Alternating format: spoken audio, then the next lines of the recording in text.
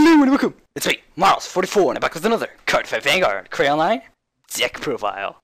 Today's deck profile, we have the being that will end all earths, Star-vader, Omega, Glendios. So with the release of BT15, we have the OP card in Link Joker now, Omega Glendios, who can just end worlds and be like, you may not be at 6 damage, but I win. Yeah, so incredible powerful deck. You have to run tons of grade 3s, of course, but this deck has so many support cards that I've tested it out so much, and with all the support cards it has, even though you run so many grade 3s, it doesn't matter the second you start locking stuff. It really doesn't. So yeah, just try finishing this deck off before it locks stuff, because after that, well, you're kind of in trouble. Yeah, so anyways, let's move on with the deck, shall we? So our starter is Star-vader, Worldline Dragon. Now, it's not a unicorn for once, because most of the time Dusttail Unicorn is like the best start. Dusttail Unicorn is definitely the best starter in Link Joker, but for this deck, this card makes this deck keep up, make it so consistent, and it just helps you shit on your opponent. So if you don't know what it does, you choose a card with reverse in its card name from your hand and discard it. And at the beginning of your ride phase, if you have a Link Joker Vanguard and your Vanguard is not grade 3 or greater, you may pay the cost. And if you do, you look at the top 5 cards from your deck, search for a Link Joker card, reveal it to your opponent, put it in your hand, and shuffle your deck. So basically, what you can do is combo with this, and then most of the time what happens is I have like 3 reverse cards at the beginning of my hand. Just drop a reverse card and search top 5. Oh look, I found a grade 1. Or sorry, no, this card has to be in the soul. So I found a grade 2. Put it in a hand, and then I just ride it after. And that's the same thing with the grade 3s. You can actually use your reverses just to search for your break ride, which is really, really helpful, because the break ride helps lock a couple extra cards, you know, saving you some turns of counterblasting and stuff where you might not make it and might not win the game. So your break ride is really important in this deck. So this card just helps setting up, helps you keep up the rides. The only thing you have to worry about is having a grade 1 in hand. If you want to put back your whole hand except for 1 reverse card, that's fine. Just put it all back, keep 1 reverse card. Hey look, I drew a grade 1. Well, I'm good. I got it. So yeah, very strong card for this deck. And then we have 2 grade 3s. We go for Star-vader, Omega Glendios. So the world end card. Oh boy. So if you don't know what it does, then break 4, you counterblast 1 and choose 1 card with reverse in its card name from your hand and discard it. And then all of your opponent's locked cards cannot be unlocked during your opponent's next end phase. So it keeps it locked for an extra turn. And then it has a limit break 5, so it's ultimate break. At the beginning of your main phase, if the number of cards on your opponent's field that are locked is 5 or more, you win. So yeah, you need to hit 5 damage, so most of the time I have people attacking my rear guards, and then I just stop calling stuff. I call stuff in the back row, and they're like, oh crap, I want my Vanguard to attack, but I want to pressure this thing, so let's get all my units to attack. I get to 5 damage, I'm like, okay, good game. But yeah, so it's pretty powerful.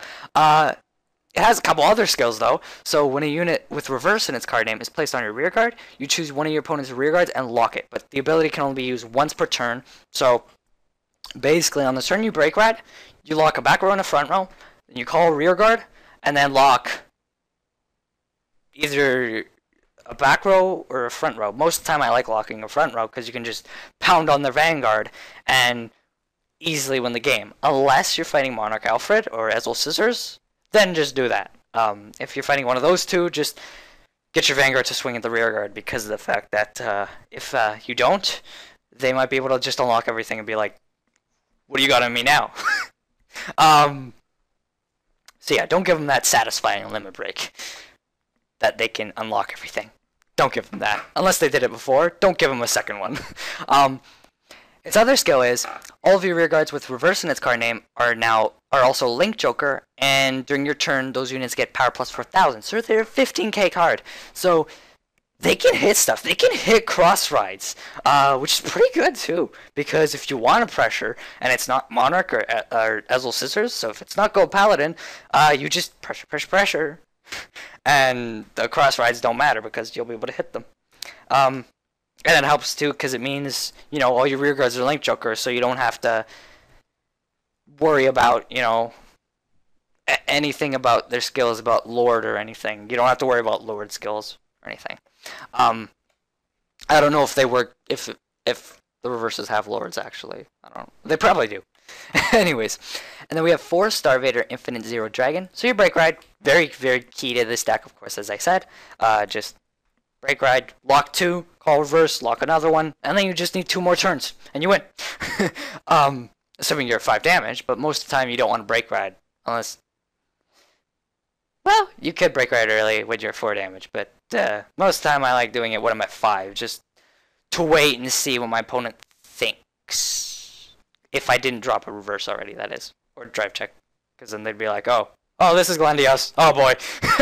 But yeah, just very, very key, very essential. You need the 4 Break Rides. You want to try your hardest to get this card first. And with all the grade 3s, as I said, it really doesn't matter. Once you start locking cards, you'll be able to hold out and everything. And then we have one card that I'm trying to look for because everything is mishmashed. Okay. Wait. What? Alright, so anyways, you want to play 8 reverse cards as well. So we have 8 reverse cards. Any ones you choose.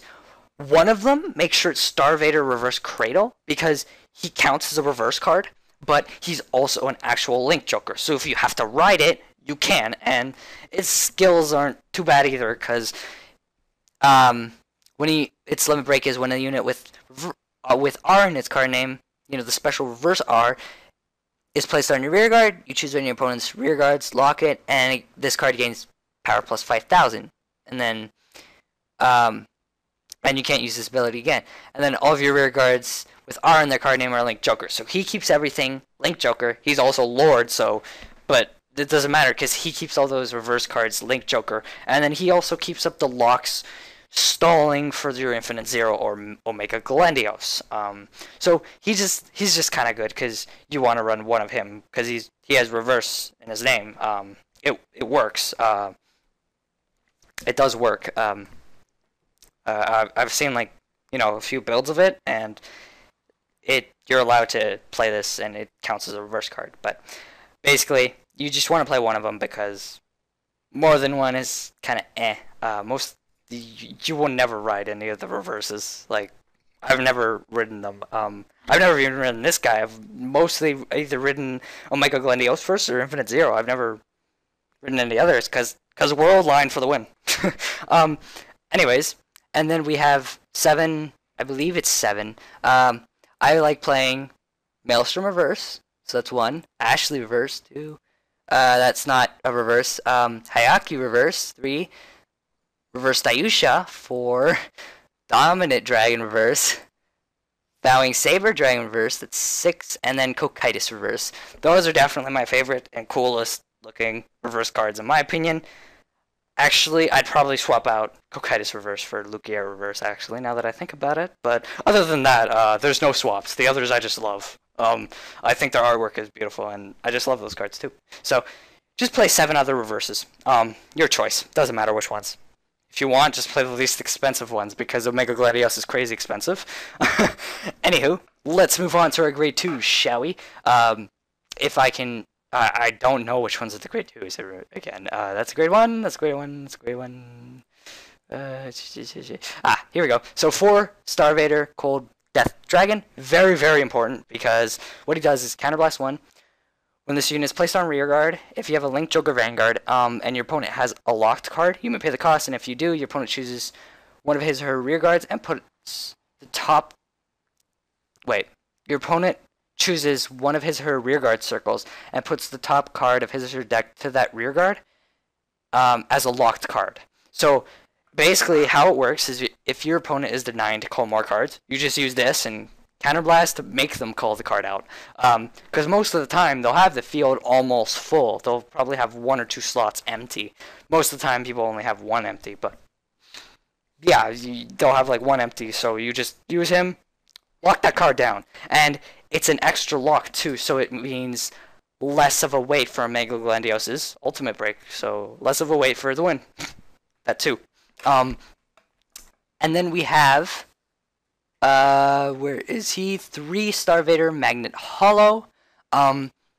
So what he does, if you don't know, you counterblast 1 when this attack hits a Vanguard. If you have a Vanguard with Star-vader in its card name, you may pay the cost, and if you do, search your deck for up to 1 card with reverse in its card name, and then put it in your hand. So he helps you get your reverses to your hand, which is obviously really, really important, and most of the time they'll try to guard this, and the big thing about this deck is just that you're either guarding a bunch of stuff and probably going to lose your whole hand and I can just smack your face and win the duel, or you're going to let me world end and get this stuff through and end the game with world end. So it's a pretty it's a pretty crazy deck.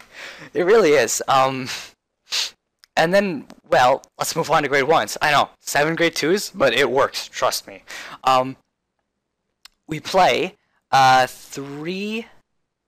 Wait, what is it? Oh, that's 3 Star-vader Ruined Magician. You counterblast 1. When this is placed on rearguard, if you have a Link Joker Vanguard, you may pay the cost, and if you do, you choose a card from your drop zone with R in its card name.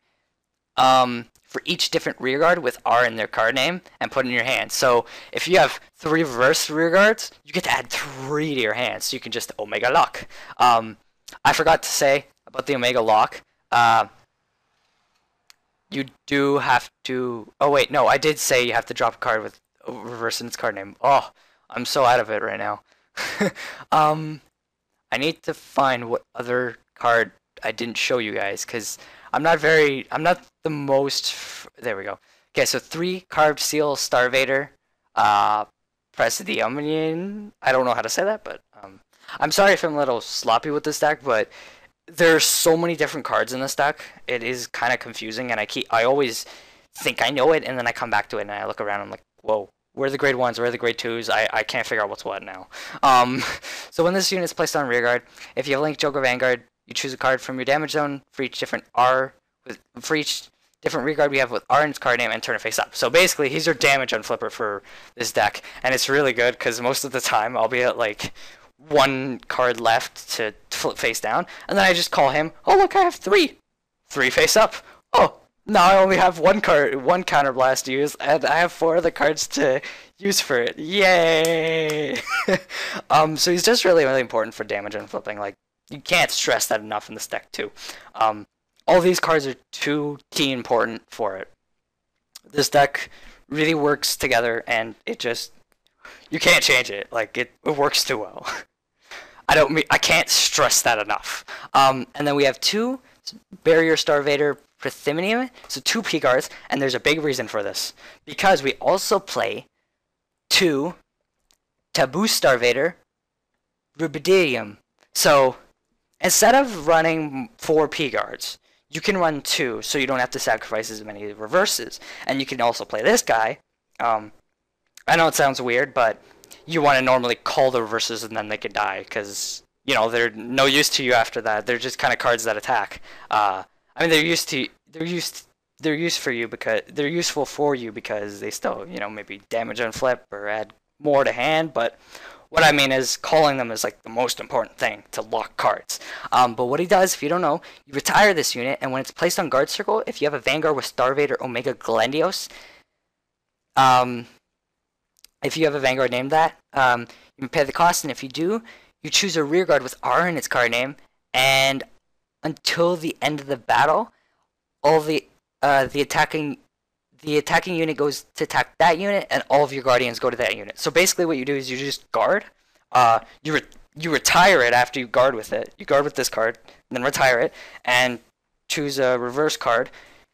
Their Vanguard's now attacking that reverse card. I'm not sure if it works with back rows, probably not, but their Vanguard is now attacking the reverse card, because you most likely use it on a Vanguard, and then you lose the reverse card, and that's it. So it kind of stops them from, critting your Vanguard and everything, and it's so strong for the deck too. It really helps. And then maybe you call that card, counterblast, grab another 2 reverses, call 1, and just be like, lock, and drop Omega Lock. So that really doesn't help either.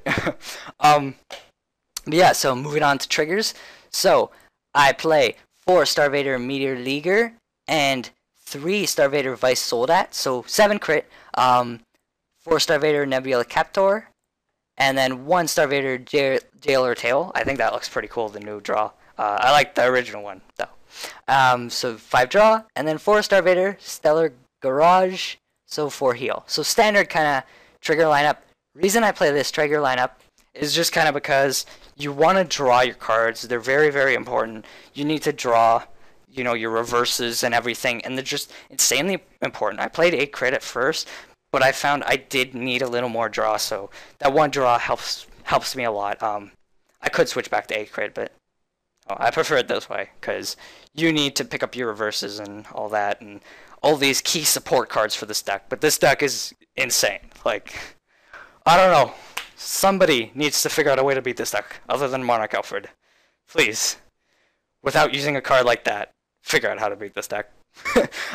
Anyways, so that's about it for this deck profile. Hope you guys enjoyed it. Sorry it was a long one. Again, I apologize. A lot of explaining to do in this one as well, because of the fact that a lot of the cards were new. So that doesn't help, and I couldn't find some of the cards. Anyways, remember to like and comment, and go ahead and subscribe if you want to see more videos from me. The deck list will be in the description below. You can go check that out. And so my Twitter, Facebook, and Skype. You can go and check all those out. And I'll see you guys next time.